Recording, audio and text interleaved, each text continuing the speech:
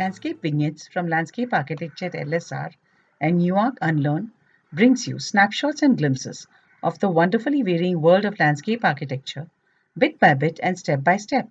Here is our first ever series of the successfully conducted Ente Kochi Urban Design Competition.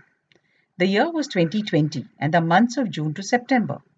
COVID-19 held our cities and societies in its tightening grip. Lockdown was at its peak and there was gloom everywhere. Nobody was left untouched. Confidence was at its lowest ebb, and yet Kochi showed its way. What made the competition significant? Let's go ahead and find out from those who participated and won, and those who planned and made it possible.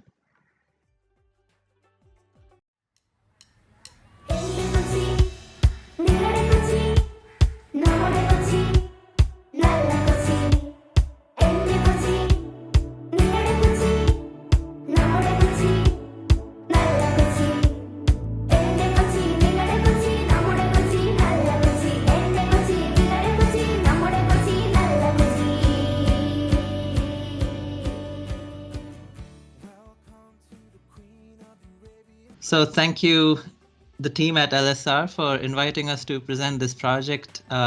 Today we are the Sponge Collaborative.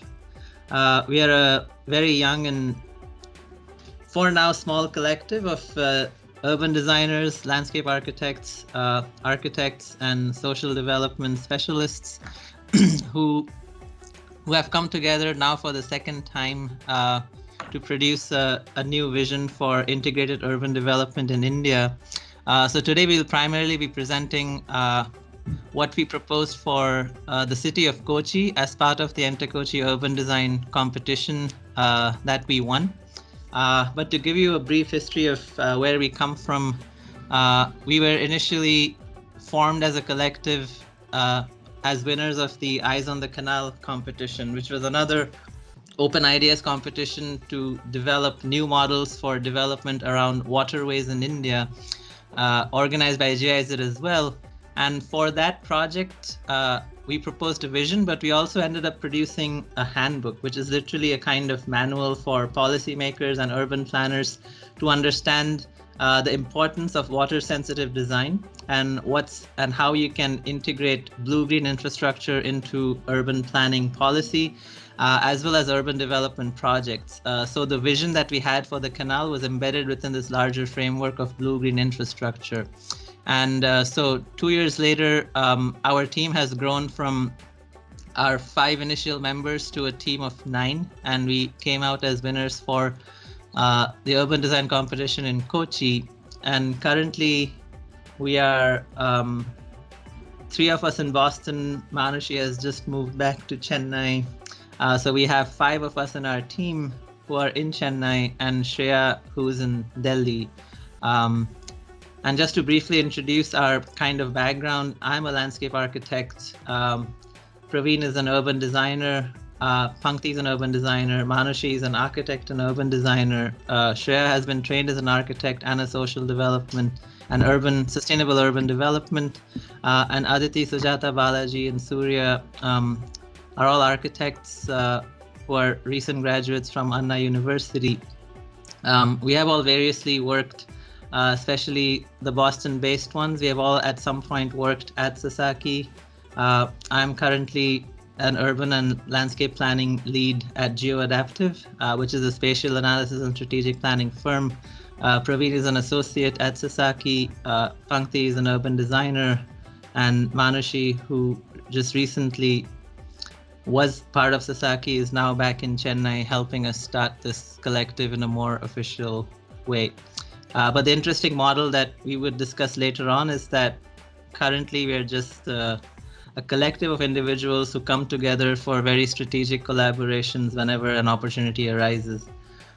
So very quickly, I'll start introducing what we proposed for the Kochi project, where again, we tried to propose a framework within which we embed our vision. So our framework is something we call adapt, connect, and empower. So next slide, just to contextualize Kochi, one of the most important cultural and urban centers of Kerala, cited right next to the Western Ghats, and we make a very specific reference to what that means for a city to be close to a biodiversity hotspot, and also a city that's firmly embedded within a very flat terrain. On the next slide that we can see, within a network of canals sited right next to the backwaters. So Mullasery Canal, which is the site that we were proposing our visions on, is one of hundreds of canals and waterways that characterize the city. And the city is also known for its natural features, obviously the backwaters that are a main source of tourism attractions, but also entire livelihoods have been created around that. At the same time, we see new forms of urban development that are taking place near the backwaters, along the canalways on the next slide. And so we feel that Kochi is now evolving into a new cosmopolitan metropolis that is building upon its rich historic culture and developing new cultures in the process. There are a number of migrants who currently work in Kochi from all around the country. There's a lot of heritage to build from Christianity to Islam to Jewish cultures, as well as a strong kind of fisheries culture. And finally, what are some of the ways in which we can bring in the indigenous characteristics that are in the forested and Western Ghat areas of the region, and what that means in an urban context today. At the same time, the issues that we want to address is the fact that Kochi faces a lot of issues in terms of flooding, in terms of the pollution aspects of unplanned urbanization, and the perception of safety for women in the city. And so just a couple years ago, Kochi faced, in the next slide, very heavy forms of flooding. And the other issue that we wanted to address through the canal framework is also the kind of solid waste management issues and how that represents a kind of social development approach that we needed to imbibe in this project, and what that means for the health of the canal, and what it also means for the kind of transportation network. So while in Sponge Handbook Chennai, we focused entirely on the relationship of the city to water, this time around we tried to expand our toolkits from just landscape toolkits to toolkits that are about mobility, to toolkits that are about social collaborations. And so in the next slide, we try to just characterize what the environmental issues of Kochi are, which are for any other cities in the tropical areas that face a lot of rainfall. And as a result, when everything's concreted over, it results into a huge amount of runoff that leads to flooding. The other issue is also over extraction from the aquifers that lead to a kind of depletion of the aquifers, but as a coastal city, it also leads to saltwater intrusion as a result of that effect on the next slide. And what we also see is the industrial and urban areas start piling into the pollution of the aquifer. So what you're kind of seeing is Kochi, that depends on two rivers and its aquifer for drinking water, is now currently threatened by a number of these dynamic variables. And so our approach is to basically create a dynamic, safe, and resilient city with the people of Kochi. And that's where we present our three toolkits: Adapt, Connect, Empower. And so what we then do is contextualize Kochi within its larger watershed, which is something that we want every city to recognize, is that your city depends on two different watersheds that spans the foothills of the Western Ghats all the way to the city, and that the Western Ghats itself represent a series of very important ecoregions, and we kind of take inspiration from what that means for the city itself. And so Kochi that you see in the next slide is just a very small part of that watershed. But it holds a number of people, and so the way we think of that transect is going to be very important regionally, but also what are some of the ways we can replicate the ecology and hydrology of these complex ecosystems within our cities. And we also want to highlight that Mullasery Canal, which is the site itself, is at the junction of very important transportation junctions. It's not that far from Ernakulam Junction, the main railway station, but it's also the site of KSRTC, the Kerala State Transport Bus Hub. And the canal itself kind of spans from the intersection of two major canals, including a wetland that's near the bus station, going into what is a ferry terminal, which then connects our site to Fort Kochi, which is a very important tourist destination that most of us who have been to Kochi end up in the Fort Kochi part of the city as tourists. And so what we then do within that framework is to propose a new paradigm where instead of a completely concreted over surface, what happens if we try to embed blue-green infrastructure and protect our greenery in the system? What that leads to on the next slide is a lot of the rainfall is allowed to percolate into the aquifer, and you have reduced runoff and reduced flood risk. As a result of this healthy aquifer and more recharge going deep into the aquifers, we are going to support it with a kind of managed extraction using community organizations. The increased porosity actually leads to a prevention of saline intrusion.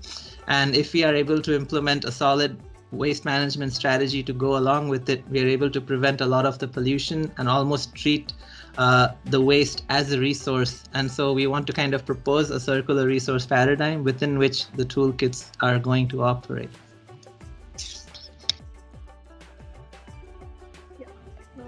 So we have 3 toolkits: Adapt, Connect, and Empower, and each toolkit focuses on strategic actions across different scales in terms of landscape, mobility, and community.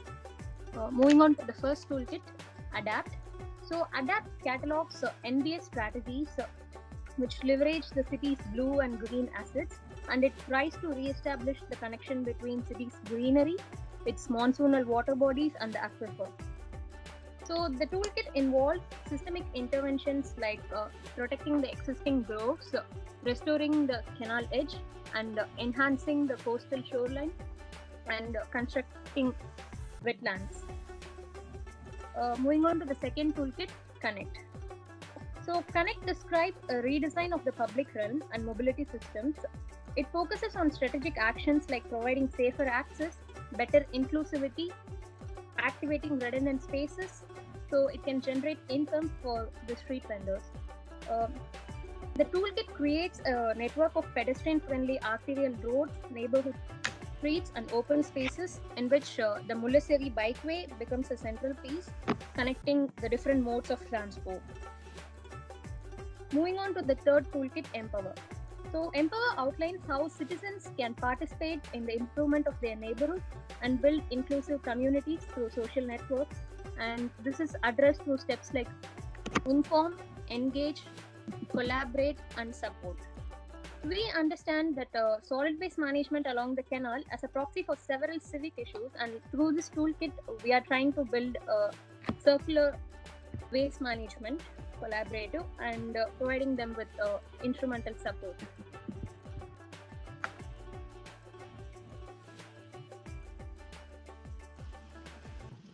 I'll give some information about the site context. Historically, the canal connected the Perandur Canal in the east with the backwaters in the west, and it was used majorly for inland mobility. The canal is approximately 1.3 kilometers in length, anchored at one end by the interstate bus terminus in the east and by the Marine Drive waterfront in the west. There is also a boat jetty located along the promenade from which boats to Fort Kochi are operated. The MG Road, a major arterial road of the city, bisects the canal perpendicularly and also accommodates a major elevated metro line along with the Maharaja College metro station. In general, the land use is mixed use with significant commercial, residential, civic and other cultural uses. Next slide. Now, as mentioned earlier, through the toolkit approach, we have identified special designations or roles from the community as protagonists to narrate each of the toolkit interventions, which you'll see as we move into site-specific designs. We'll have different characters narrating the interventions under these 3 designations, and the color of their clothing directly relates to the corresponding toolkit. Next one. Traditionally in Kerala, the title Neerkatti is given to the custodians of groves and fields. The ADAPT toolkit reimagines the role of a Neerkatti in urban centers in the age of the climate crisis. The Nagara Neerkatti, as the protagonist of ADAPT toolkit, will be influential in realizing the landscape interventions and also taking custodianship of those landscapes. Next one. Now, the big landscape moves are centered on the treatment of canalage in different sections and the fabric that abuts them. A series of open spaces and streets that are reimagined as blue-green infrastructures are connected to the linear canal to form a comprehensive flood-proofing system. For the Connect toolkit, we identified Sahodari as the protagonist. As you all may know, the word Sahodari means a sister, and that is the colloquial way of addressing the women street vendors. The mobility moves will be narrated through Sahodari's perspective that aims to enhance accessibility, inclusivity of streets, and the livelihoods of the street vendors. In addition, the street vendors play a critical role in addressing the issue of women's safety, as their presence is directly linked to street activation and safe environments. Next one. The big mobility move is centered around safe bicycle and pedestrian connection between the three major transit nodes, the bus terminal in the east, the metro rail station in the middle, and the boat jetty in the west. The proposed networks are woven along the canal and thereby activating some strategic sites and open spaces along its course. Next one. We all know Kerala is a matriarchal society and also a role model state with regards to women empowerment, human development index, literacy, and other social indicators. So the protagonist for Empower Toolkit is a Kudumbashri, a title that is commonly used to address the members of the state-run woman-only self-help group. The name of the organization is also Kudumbashri, and they have been very instrumental for the government in implementing social schemes, creating job opportunities for women, and other grassroots initiatives, including waste management. Since the Empower Toolkit focuses on waste management from a ground-up approach, we think there is tremendous potential to channelize the influence of these women groups towards our cause.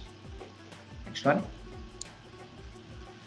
So the Empower framework is formulated through a network of community anchors, both existing and proposed. The anchors include women institutions, waste collection centers, communities, and other social infrastructures.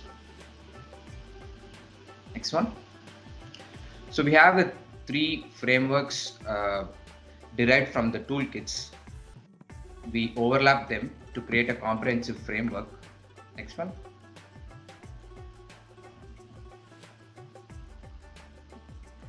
So the consolidated or the comprehensive framework, as I said, addresses issues related to the canal sections, where we need to open up where we can daylight the canal. And at the same time, it identifies strategic sites where some of our interventions can be exhibited and can lead to pilot projects. Next one. So on a 3D, this is all the existing, and this is where our interventions fall in place. Next one. So some of the sites we detailed it where we had some site-specific design. So my teammates would go through them in a bit of detail as we move along this presentation.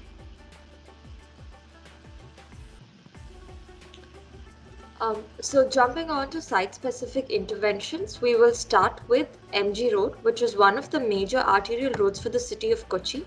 As you can see, it lacks walkways, bike lanes, trees, eateries, and relaxation spaces. It's unsafe for children and women and has a lot of flooding issues during the rainy season. So the proposed street design transforms the stretch from the MG Road metro station to the canal into a pedestrian-friendly, safe and accessible space. As you can see, pop-up pavilions and awareness exhibition integrated along the sidewalk creates a culturally vibrant and active public realm. The designated vendor zones support livelihood, caters to all users, women and children, creating a safe and friendly street.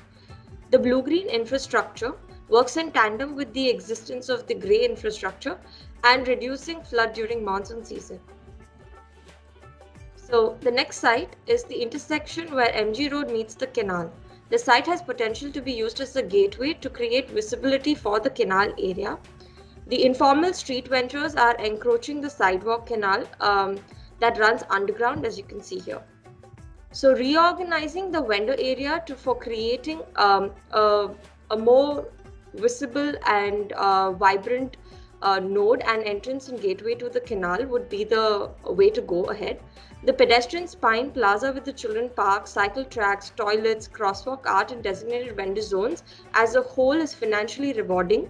The site is now a gateway to the Mullasery Canal, culturally vibrant and ensures safe movement for pedestrians.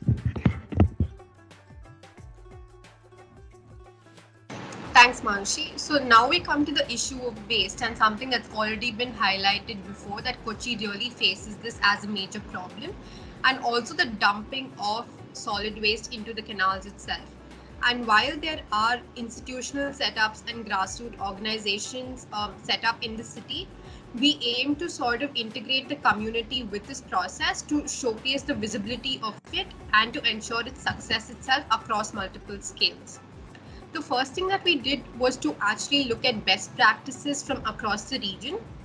And Kudumbashree, like we've already talked about before, is an organization that empowers women and also deals with waste at the household scale. We also looked at water and sanitation parks, biogas systems and urban farming. And we applied these concepts to 2 scales in our sites. And the main concept that we actually wanted to highlight here was how to use waste as a resource. And in the next slide, we look at the first scale, which is the domestic scale. And this is an informal, a low-income community that's situated along the banks of the canal itself. And at this scale, one of the first things that we did was to ensure the self-sufficiency of the settlements through a circular economy system. And so in the next slide, what we can clearly see is that by sort of recycling and reusing the kind of waste that the settlements produce, we try to convert waste into energy and ensure their self-sufficiency. But also what we proposed is the decentralized wastewater treatment system, a DWAT system, that allows the water to go back into the system itself and for them to use in a productive manner. And the third thing is to leverage the natural systems and to see how the canal also floods during certain seasons and how this could be employed for urban farming and for them to be able to use and sell the produce itself. So while this is at the domestic scale, we looked at a site across this and that is a sort of existing site, a solid waste management site, a waste collection center, which is sort of underutilized right now. And at the neighborhood scale, what we've proposed is multiple programs that basically showcase the visibility of waste management. So in the next slide, a comprehensive design is proposed. One that basically brings in multiple kinds of stakeholders, that could be students, the Kudumbashree workers, and also the residents in and around the area. The second thing it does is to have a training center that basically empowers the Kudumbashree workers to upcycle any waste products into materials that they could sell at the local market. It also integrates the mobility and the landscape toolkits through a bike lane, but also through the canal widening and the naturalization of it. And it works in close tandem with the previous site that we spoke about that's situated right across the canal. And so as it integrates all of these systems into one holistic place, what it can do is be scaled up across the city into other waste management sites in other neighborhoods as well.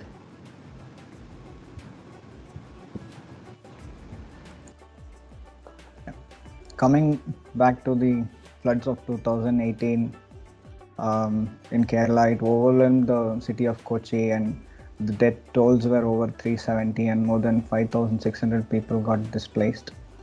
So what we want to really focus on is the importance of developing the resilient green infrastructure for flood mitigation. So we need to capitalize on the open spaces around the canal. So in the next slide, if you can see, we have identified one of the sites which abuts the government law college and the housing settlement around. So we saw a huge opportunity to open up the site and have green infrastructure there. So in the next slide, we designed a public realm which integrates existing settlements and the law college's new proposal for a research center. They both are intertwined by different landscape interventions, as you can see. The landscapes are designed to mitigate flood and improve groundwater recharge. These floodable landscapes create room for public interaction with students and community.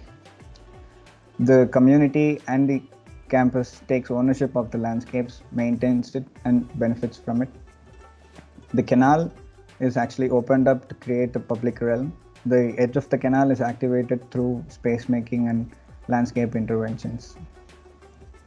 So one other site in our given area is an open space, which is a Jewish cemetery along the canal. The site has ruins of the tombs and it is a sensitive site, and it is not accessible to the public right now, and it's unsafe for women and children right now. So the existing scenario of the site is a compound wall along a road, and the Jewish cemetery is totally walled off from the public. And we saw a potential of utilizing this land as a public amenity. So this stretch of the canal is actually wide enough also to be opened up for public usage. So what we did was widen the canal edge and open up the Jewish cemetery to the public. We designed this public realm with integrated landscapes, like with amenities like gardens, OATs, and pollinator parks. Keeping in mind the sentiments of the Jewish community, we formalized the landscapes inside the Jewish cemetery, and we also experimented with constructed and floating wetlands in the canal to clean up the canal waters. Thank you.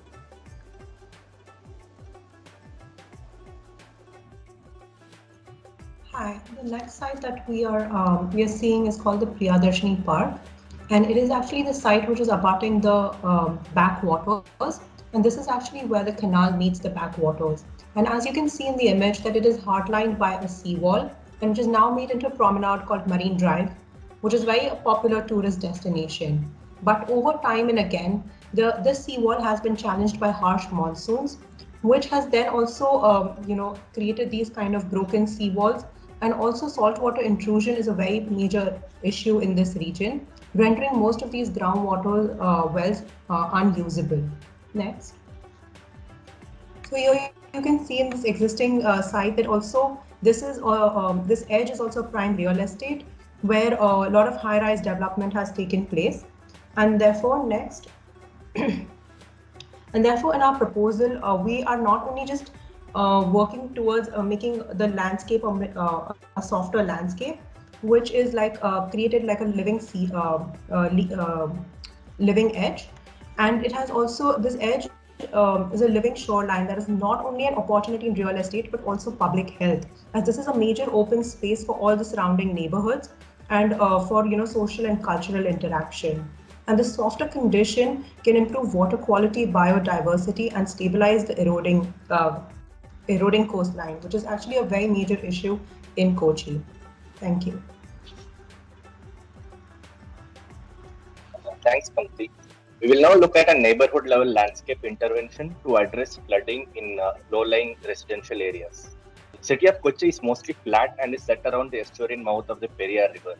The Mulasari Canal neighborhood is characterized by sandbar ridges with a slight undulation to the topography, making some areas prone to flooding during cloudburst events every year.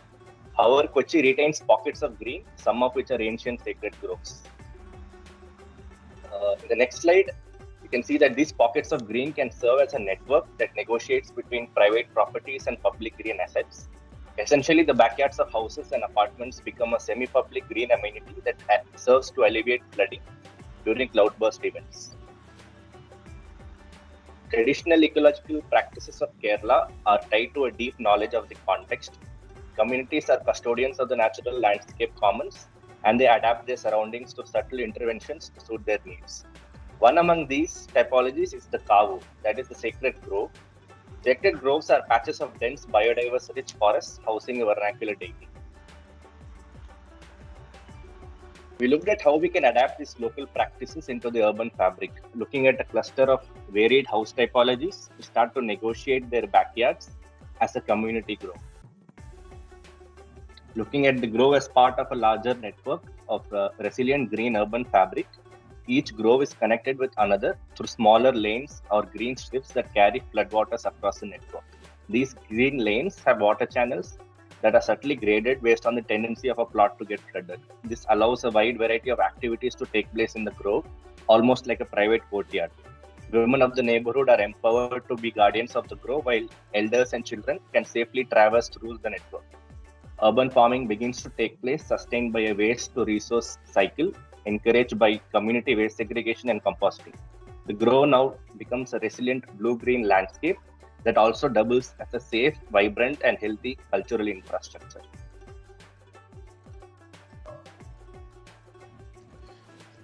It's in light of the above, it's also important to consider how to actually get there and how to implement this. And therefore, we've created an implementation framework as well.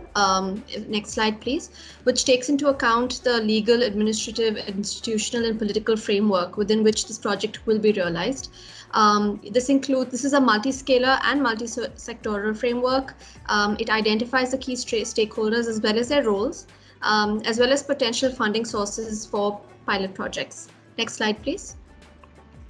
We've identified each of the interventions above and created 12 different project packages that each correspond to the themes of adapt, connect, and empower. As a way to imagine how this can connect up with existing funding mechanisms and institutional norms. Next slide, please.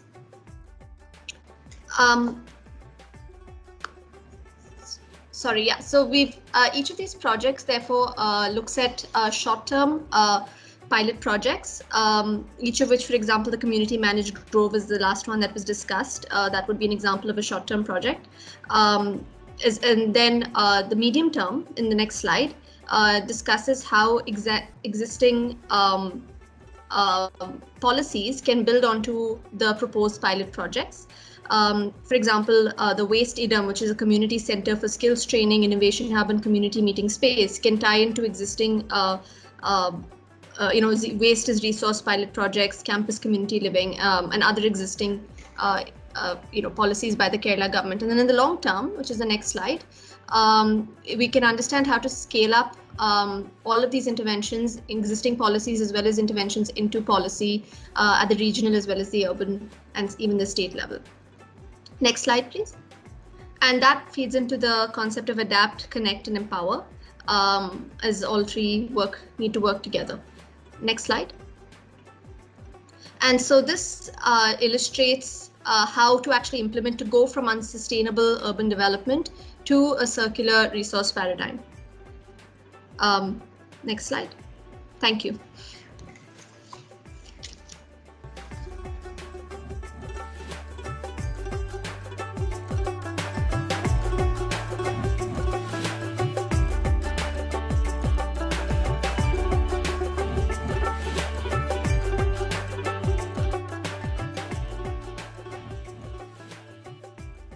So further to this, I have few questions for you on the experience on working on this. So my first question is to you, Praveen. So Sponge Collaborative is known for combining systems approach to urban development and the medium of landscape to planning. So would you say it was primarily this approach that helped you emerge as winners of the Ente Kochi Urban Design Competition? Hi Neha, thank you for the question.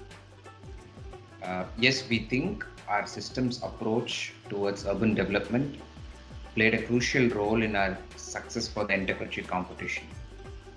In most of our projects, the evolution of the framework is a process that is derived out of the various systems and their issues, where we always put landscape and ecology at the top in hierarchy. We try to connect the dots between various issues and try to come up with an opportunistic lens all the time. We also believe that there is always a silver lining while tackling an issue or a system, where addressing one can unlock the potential to tackle many other issues that are often undermined. I can give an example in Entekochi Competition. While addressing the issue of street flooding through blue-green infrastructures, enabled us to tackle issues surrounding mobility, street vending, and other systems. Others can jump in if they need to add a point. I mean, the jury comments from the competition really kind of commended us on taking this comprehensive toolkit approach. And the reason we take this toolkit approach is also very strategic in nature. We think master plans by itself become a very rigid tool for planning in India, and a lot of the times master plans don't dictate how urban development takes place. So we are trying to promote this approach where we propose a framework plan that is more like a guideline that's setting up the systems in place. It's telling you within a precinct how different systems like ecology, mobility, and community come together. But we really spend a lot of time developing these toolkits in some amount of detail, so you know what it takes to implement that toolkit. And what we then do is show visions for what happens when the framework and the toolkit comes together in a certain site-specific conditions, and that vision is hopefully something that triggers the conversations to make the framework a reality. But we are still testing this approach, and we'll see how far it gets us. But I do think this was successful for our team, and interestingly also for the team that came second, also used a similar framework and typology approach, and we hope this is something that we can start seeing more seriously in India at all levels. Thank you for answering that. So we move on to the next question that I have. It's for Shreya. So being a multidisciplinary collective with members in Boston and Chennai, do you think this way of working has proved an advantage during this pandemic period when this Ente Kochi urban design competition for Malasari Canal was conducted? Yes, absolutely.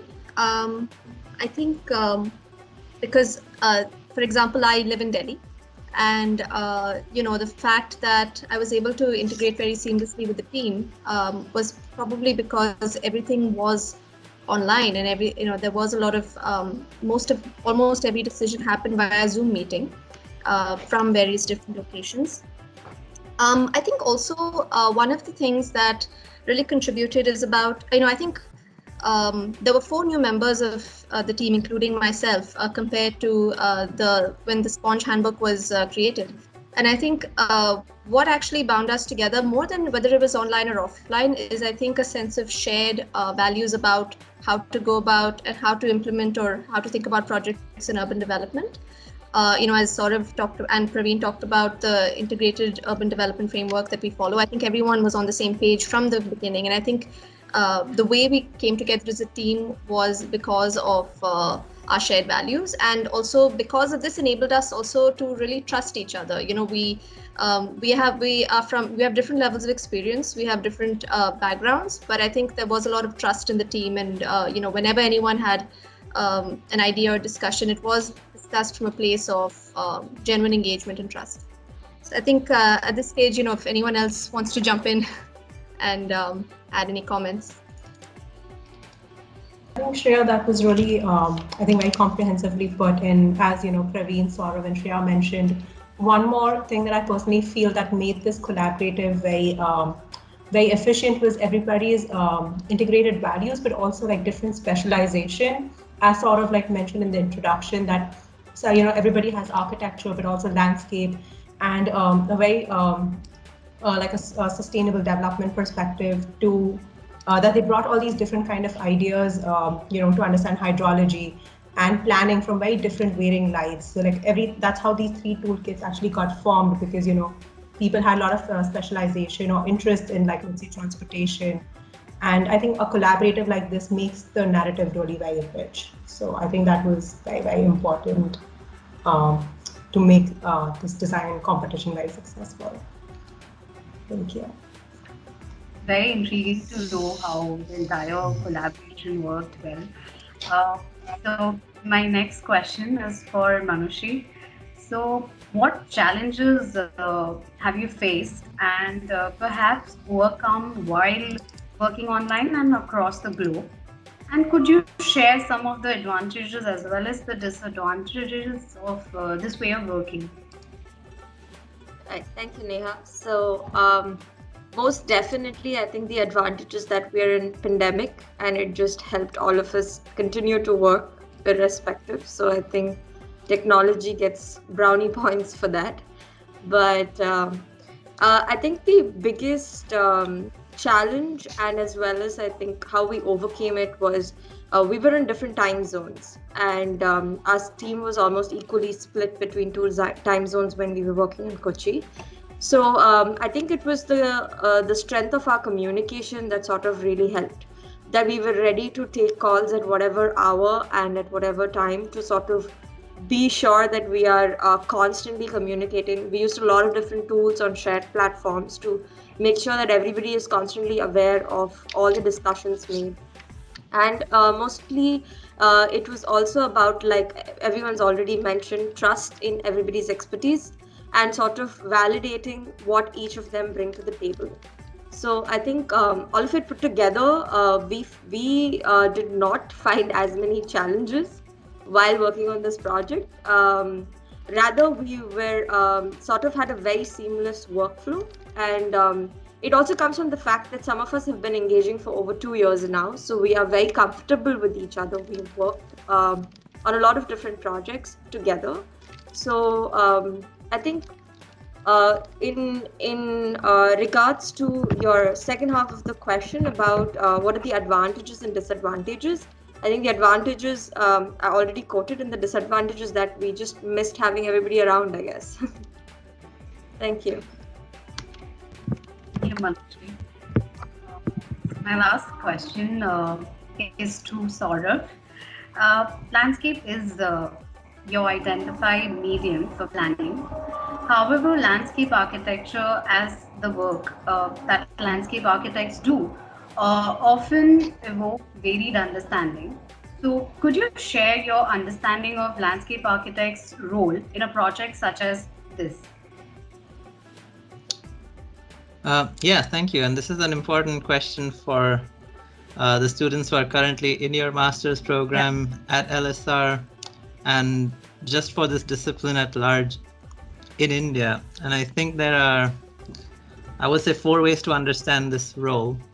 One is that professionally, our role is about bringing elements together. That's just, even if you're working at a residential scale to an urban scale, this is about how you're bringing in the inside and the outside. And for the urban scale, it becomes about integrating water with the city, or green systems with human systems. And philosophically, there's an element of landscape architects at the very basic level working with plants and nature imbibes in us a kind of sense of temporality, which is that things take time to grow, and we are as landscape architects essentially setting up frameworks for natural systems to grow over time in very human dominated ecosystems. And I think that temporality is a thing that is important for urban planners to understand as well, that places are used in different times by different people in different ways, but also that change in systems take time. You have to kind of nurture it. You have to really think about it from a 5-year, 10-year, and 20-year perspective, which is like the lifespan of a tree, but it's also the lifespan of what it takes for neighborhoods to evolve. It's also, hopefully not, but it is typically the time frame that it takes to actually shift from a paradigm of gray infrastructure to, blue-green infrastructure. There's a lot of things and supporting systems that need to be in place. And I feel that philosophically landscape architects are attuned to it. I know that designers are quite sensitive to it, but it's a kind of thinking that I think a lot of other design disciplines and engineering disciplines could benefit from. And then there is the kind of legacy of landscape architecture, and I don't know how much of that is celebrated. It's definitely something that's not too common across all landscape programs, but there's a very fixed idea of what landscape architects do, and it's limited to the garden or the park or trees. But the origin of landscape architecture, at least in the US as a discipline and as a major, happened in parallel with urban planning. Urban planning itself was a major started at Harvard University by landscape architects. And over time, there has been this kind of break between landscape architecture and urban planning, but one of the main figures of landscape architecture, who is Frederick Olmsted Jr., and Frederick Olmsted, the original, basically worked a lot with urban scales. They basically, together with many other planners like Benton McKay and Irving and Charles Eliot, basically set up metropolitan scale visions for how landscapes can guide the growth of the cities. And they were able to actually broker metropolitan scale visions because they engaged with engineers, they understood wetland ecosystems, they understood flooding, and they were very strategic on that front. And so the fourth thing I would say is that we actually have a very strategic role to play today as brokers between built systems and natural systems. And it's not a role that will be given to us because that's not what we are known for, but it's a role that we have to kind of recreate for ourselves. And we have seen directly, like at Sasaki, which is a very multidisciplinary firm, Praveen, Pankti, and Manushi have experienced this, that being in an environment where landscape architects, urban designers, architects can be on equal footing and work with each other and learn from each other really brings a lot of richness to it. And in my own professional experience, when I worked in Copenhagen, where landscape architects are the lead consultants for public improvement projects, and that allows them to basically lead with public space and lead with infrastructure to guide what happens with urban development around it. And I think it's a very different thing if that happens. I don't think necessarily we have to be lead at all times, but I think if we can push ourselves to have an equal footing with many other disciplines, including and especially engineering, then we can actually create much more resilient cities in India. And that's what we are trying to push for as a collective. But I think it'll be a decade-long effort. As long as it takes to grow a tree, it'll take us as long to possibly change minds, but we are young.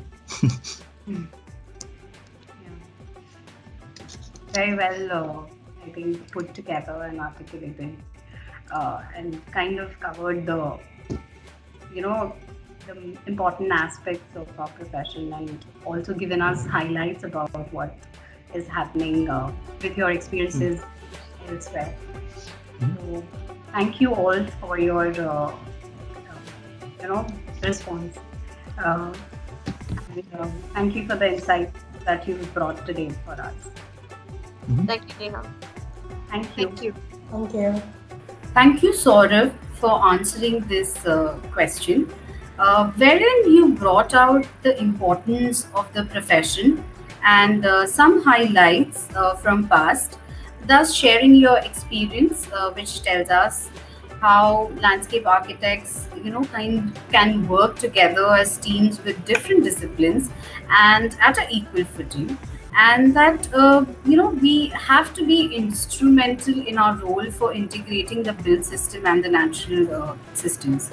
And once again, thank you the entire team of Sponge Collaborative kind of sharing your insights about your this process-driven system approach methodology where landscape and ecology are like the top priority when it comes to planning, and how you shared, how your shared values and communication, in spite of being from different disciplines and experiences stationed at varied locations around the globe, still allowed you to kind of work seamlessly as teams, and thus come up with an intriguing way of looking at master planning with comprehensive toolkit approach, which was a resultant of setting guidelines and framework as a very strong hold. Quite an interesting take. So that's it. Thank you all for joining us today. Thank you.